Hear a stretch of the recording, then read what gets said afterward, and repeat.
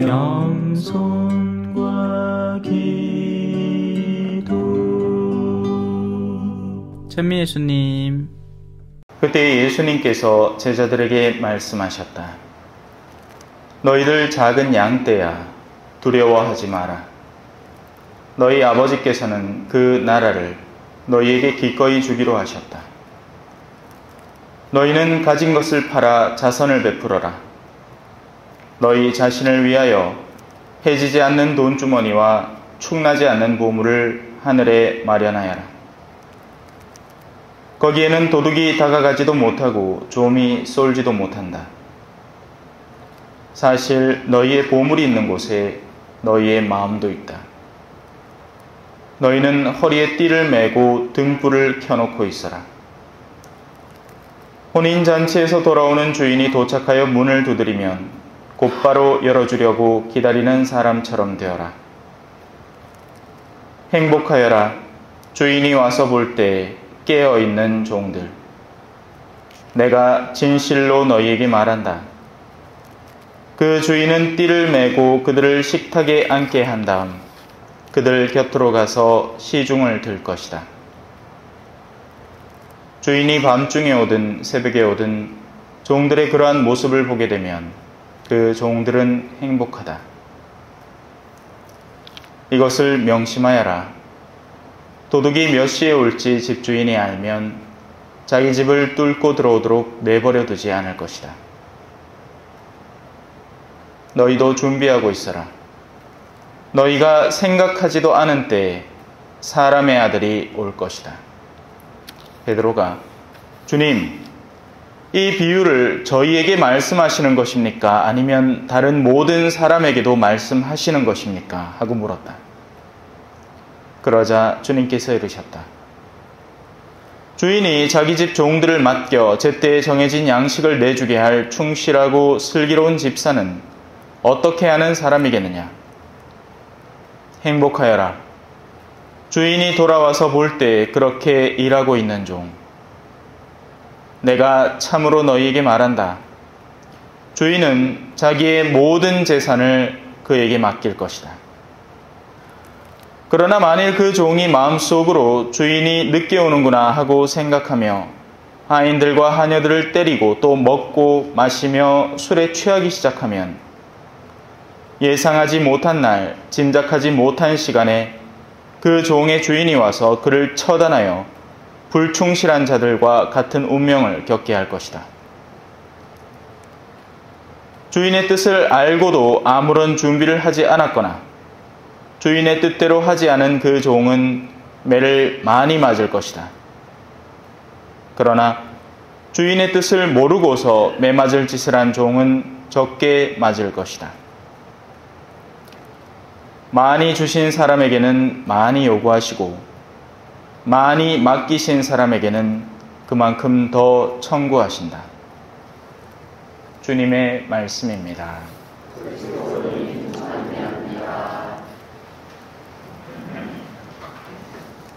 찬미 예수님. 주인의 뜻을 아시죠? 질문 자체가 황당합니다. 그죠? 네. 문제는 모른다는 겁니다. 내 뜻은 압니다. 우리는 우리 자신의 뜻을 압니다. 내가 욕구하는 것, 내가 바라는 것이죠. 그런데 주인의 뜻은 차라리 몰라야 됩니다. 알려면 확실하게 알든가, 모르면 매라도 덜 맞기 때문이죠. 자, 오늘 주인의 뜻을 조금만 살펴봅시다. 1독서입니다. 해방의 날 밤이 저희 조상들에게는 벌써 예고되었으니 하느님의 자녀들은 그날에 일어날 일을 알고 있었습니다. 맏아들의 죽음이었죠. 맏아들이 상징적으로 드러내는 것은 우리 자식들 가운데 내 대를 이어받을 나의 모든 유산을 물려받아서 나의 이름을 고스란히 이어갈 존재입니다. 그리고 그 맏아들이 죽을 거예요. 우리가 이 지상에서 가장 태어나면서부터 1차적으로 마주하는 나의 맏아들은 곧 나의 지상 생명입니다. 그리고 우리는 모두 신앙인으로서 그것이 언젠가 떠나간다는 하느님의 뜻을 알고 있습니다.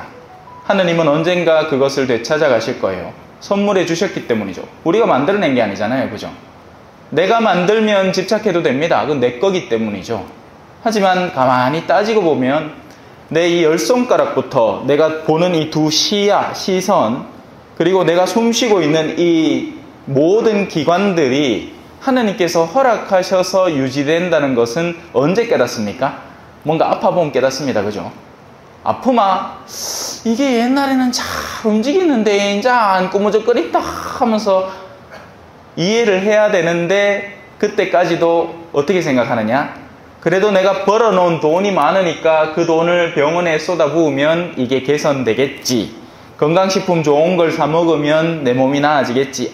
이게 무슨 말이에요? 아직 내 맏아들이 내 거라는 얘기입니다. 아브라함의 수중에 있는 이삭이 하느님으로부터 선물된, 사라가 아들을 낳을 수 없는 상태인데도 선물된 것임을 아브라함은 이해하고, 내 아들을 설령 하느님께서 목숨을 앗아가시더라도 되돌려 주시겠거니 하는 믿음 속에서 이삭을 바칠 수 있었지만, 우리는 이삭 내 거라는 뜻입니다.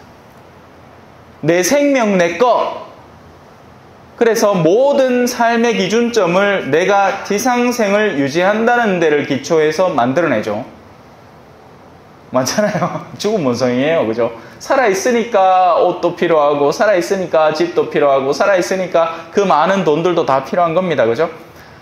그러나 우리에게는, 우리 신앙인에게는, 우리가 미사를 꾸준하고 성실하게 나오는 우리들에게는 이 맏아들의 죽음이 일찍부터 예고되어 왔다는 겁니다. 예수님의 순환과 죽음과 부활을 우리가 매 전래주년마다 되풀이를 하면서 우리도 순환당하고 우리도 죽고 그리고 난 뒤에 부활한다는 소식을 매번 반복 학습을 했다는 거죠. 하지만 그게 아직도 왜 흔히가 우리가 돌머리라고 하잖아요. 잘 안 새겨지죠. 몇십 년을 반복했는데도 우리는 지상생의 집착에 여전히 빠져들어 있고 영원한 생명을 내 안에 새겨넣지 못했단 말입니다. 그래서 수많은 사람들이 아직도 신앙을 위로 나아가는 길을 걷지 못하고 아직도 자꾸만 잠겨 들어가는 자신을 돌이키는데 만족하고 있습니다. 뭐 잘못하면 하느님 죄송합니다. 뭐 잘못해서 회개하고 돌아오는 정도까지는 으야우야우야 하는데 나중에 되면 그것도 무너져 버려요. 어느 순간인가 뚝 부러져 버린다고요. 그러면 그때부터 냉담에 돌입하는 거죠.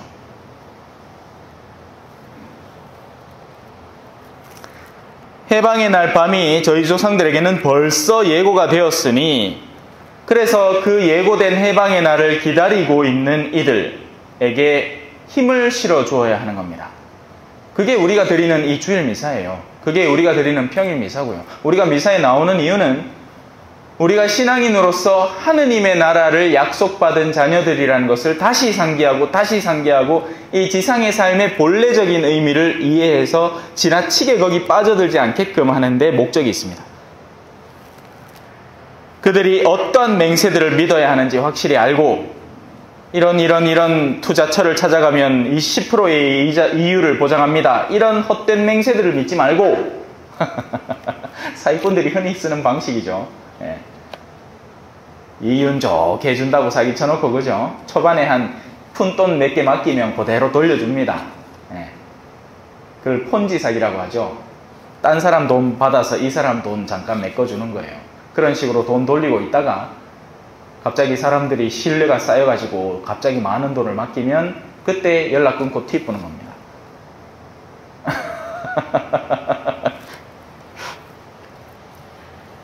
그래서 그런 헛된 맹세들이 세상에는 난무합니다. 수많은 공약들이 존재하지 않습니까? 그죠? 매번 지도자가 선출될 때마다 여러분들을 위해서 이런 것들을 하겠습니다. 성주 지역을 위해서 이런 것들을 보장하겠습니다. 해놓고는 약속 잘 안 지키죠? 하지만 우리에게는 약속을 어길 이유가 없는 분이 해놓은 약속이 있는 겁니다. 오늘 복음에도 나오죠. 너희들 작은 양떼야 두려워하지 마라. 너희 아버지께서는 그 나라를 너희에게 기꺼이 주기로 하셨다. 하지만 이 약속의 맹세가 너무나 하찮게 들리는 겁니다. 왜? 아직 우리는 세상을 사랑하거든요. 세상은 직접적이고 만질 수 있고 바로 느낄 수 있는데 그 약속은 멀리 떨어져 있으니까 에이, 믿을 수 있나? 이렇게 생각하는 겁니다. 지상에 즉각적이고 나의 모든 것, 오감을 자극시키는 요소들이 눈앞에 분명히 있는데 보이지 않는 믿음을 거기에 두기에는 너무 힘든 거예요. 그래서 믿는 생활이라는 건 쉬운 게 아닙니다, 여러분. 누가 쉽다고 합니까? 누가 믿음을 쉽다고 했는가? 익하는데도 자나 안 보자. 며칠 전에 강론하는데 막 주무시더라고. 너무 부드럽게 했는가. 그리하여 당신의 백성은 의인들의 구원과 원수들의 파멸을 기대하였습니다. 하지만 그 기대가 이 지상 안에서 이루어지지 않습니다, 여러분. 아세요? 차라리 돈 있는 사람들이 죽을 때 더 화려하게 죽어요. 장례식장 가보잖아요. 화환이 여기서부터 저까지 쫙 섭니다. 한 개 몇만 원씩, 10몇만 원씩 하는 그 화환들이 줄을 선다고요. 그러면 들어가면서부터 위압감을 느끼겠죠. 하지만 그 장례식장 안에 들어가 보면 느낌이 바로 옵니다. 여기 모여있는 사람이 진짜 이 사람의 죽음을 슬퍼하는 것인지 아니면 그 빌미로 모여서 자기들끼리 또 새로운 사업을 구상하고 있는 것인지 정말 사랑하는 이를 떠남을 슬퍼하면서 모인 사람들의 죽음의 자리는 완전히 달라요. 그건 화환의 숫자하고 상관이 없다고요. 주변 사람들의 눈 때문에 보낸 겁니다. 거기 그 유명한 사람이 죽었는데 내 이름이 그거 안 남아 큰일 나기 때문에 보란 듯이 내 이름 석자 박아서 그 앞에 내놓는 거지 그 사람의 죽음을 추도하는 게 아니라고요. 그 사람은 오히려 아이고 그놈 꽃이다 잘 죽었다. 네가 죽어야 내가 네 놈 자리를 내가 차지하지 하고 고소해한다는 거지 절대로 슬퍼하지 않습니다. 오히려 기뻐하죠. 얼마나 슬픈 영혼이에요. 아무도 기도 안 해줘요. 심지어 자기 가족들도 기도 안 해줍니다. 아이고 그놈 아버지라는 인간이요. 얼마나 그 우리를 괴롭히고 지 있다고 얼마나 내세우고 거 있는 동안 좀 주면 좋을 거를 인자 죽어갖고 유산 이제 또 유산도 우리가 다 타가면서 또 나눠 서로 증오하고 미워하는 가운데 아무도 기도해 주지 않는 채로 떠나게 되는 거죠. 얼마나 슬픈 죽음입니까? 안 그래요? 제가 남미에서 수도 없이 많은 장례식장에 가봤거든요. 거기는 딴 거는 안 찾아도 사람 죽을 때는 신부님은 꼭 찾는단 말이에요. 우리나라는 다행인 게 불교 신자도 있고 개신교 신자도 있으니까 전부 다 신부를 찾아오진 않는데 남미에는 성당을 평소에 죽어도 안 나오던 사람이라도 죽으면 다 신부를 찾는단 말이에요. 그러면 장례식장의 이 온도를 얼마든지 느낄 수 있습니다. 주로 엄마들이 죽으면 다 그렇다는 건 아니에요. 엄마도 종류 나름이니까. 근데 그쪽에는 남자들이 굉장히 불충실하고 무책임하기 때문에 남자들의 죽음의 자리에서는 술꾼들이 몰려옵니다. 한 잔 몰라고.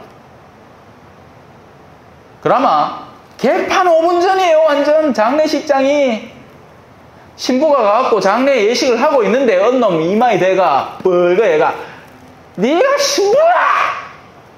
이렇게 하고 앉았습니다. 추도고 뭐고 아무도 없어요. 심지어 가족들도 왜냐하면 이런 남자들이 보통은 여기 가서 아들 싸질러 놓고 저 가서 아들 싸질러 놓고 하기 때문에 오히려 자녀들의 마음에 대못을 박아놓고 가는 겁니다. 근데 엄마들이 죽으면 온도가 완전히 180도 달라집니다. 자녀들이 너무 슬퍼해요. 그 힘든 삶, 팍팍한 삶 속에서도 자기들을 보살펴주고 보듬어주고 항상 필요한 것들을 챙겨준 엄마가 가니까 모여있는 사람들도 눈물이 촉촉합니다. 장례식도 거룩하고요. 사제의 말에 한마디 한마디 다 들으려고 모이고.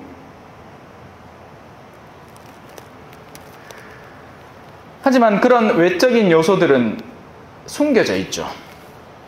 보세요. 여기 오늘 이독서에도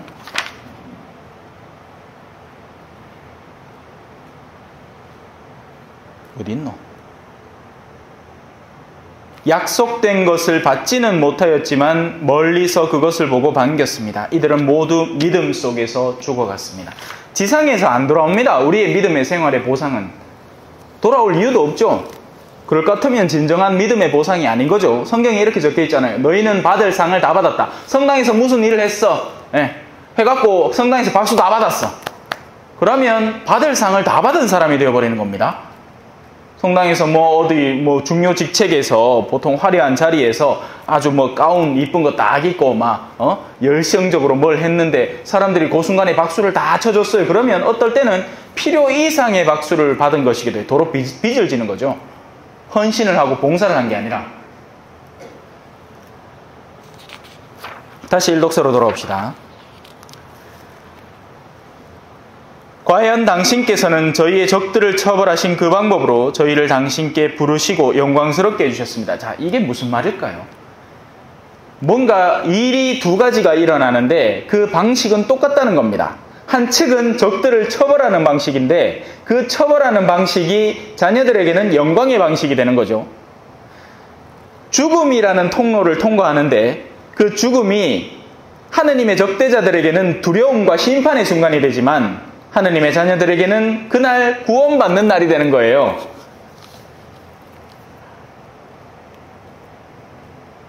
구원을 진정으로 기다리는 거룩한 신앙인의 마지막 모습을 여러분들이 보신 적이 있다면 바로 이해할 겁니다. 저는 다행히 그렇게 많지는 않지만 몇몇 케이스들을 볼 수가 있었어요. 내가 죽을 수는 없으니까, 그죠? 자살할 수는 없잖아. 그래서 하느님께서 내 목숨을 가져가 주시기를 기다리면서 그 영광의 날을 기다리는 사람입니다. 이런 사람은 세상에 더 이상 미련이 없어요. 자, 그런 가운데 여기 이제 제가 오늘 여러분들에게 특별히 설명해 드리고 싶었던 구절이 나옵니다. 선인들의 거룩한 자녀들은 몰래 희생을 바치는 겁니다. 그날을 기다리면서 이들은 영원한 영광의 그날을 좀 더 빛나게 하기 위해서 지금 이 순간에 아무도 모르게 몰래 희생을 바치면서 살아가는 겁니다. 그 희생을 남한테 내가 이렇네, 내가 요번 사순을 맞이해서 뭘 함네, 이렇게 떠들지도 않아요. 그들은 아무도 모르게. 보마, 자매님들 중에 이제 그 남미에서는 특히나 가정폭력이 심하거든요. 어느 날 오마, 이 자매가 참 사람이 좋은 사람인데 어디 멍이 들어있어. 그래 물어보마 대답을 잘 안 해요. 딴 사람이 물어보면 그냥 넘어졌다 하고 말아. 근데 이제 나중에 고해에 들어온다든지 해서 들었게 되면 남편한테 얻어맞아 왔는 거죠. 그러면 고발을 하든지 무슨 조치를 취해야 되는 게 아닌가. 이 자매는 참아 견디는 겁니다. 어리석어서가 아니라 신앙인이라서 그런 거예요. 물론 여러분들은 참아 견디지 마세요. 우리나라는 경찰 치안 시스템이 좋아. 이렇게 얘기를 하면 가정폭력으로 끝 넘어갑니다. 요즘 젊은 사람들이 그죠? 모르겠어요. 상대 배우자를 어떻게 고르는지 모르겠지만 흔히 멋들어진 사람을 고르잖아요. 옛날에 우리도 그랬지 않습니까? 남자들이 탁 다리 한쪽 어디 울타리에 탁 걸치고 말보로 담배 한 대 딱 꼬는 그런 장면들을 광고에서 멋진 것으로 보여주죠. 그러니까 걔네 젊었을 때 어머야 저 사람 멋지다 했는데 그 멋짐이 오래 안 가죠.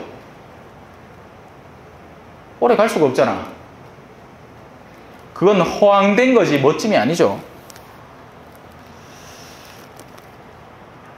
몰래 바치는 희생, 다른 사람들이 알아주지 않은 채 자기의 내면 속에서 몰래 이루어지는 희생의 자리를 찾을 수 있어야 됩니다. 그런데 우리는 그러기는커녕 내가 조금 겪는 순환도 못 견뎌 해서 주변에 퍼뜨리고 다닙니다. 흔히 자매님들 그죠? 남편 뒷담화 하는 거 투덜투덜 또 그것도 과장해가 그죠? 네. 어떤 때는 보마 참 가짠치도 안 해. 제가 사제로서도 왜 저마다 겪고 있는 괴로움이 있을 거 아니에요. 군대 생활 하는 사람 중에요, 지 군대 제일 힘든다고 온통 떠들어대는 사람 치고 군 생활 제대로 하는 인간 별로 없습니다.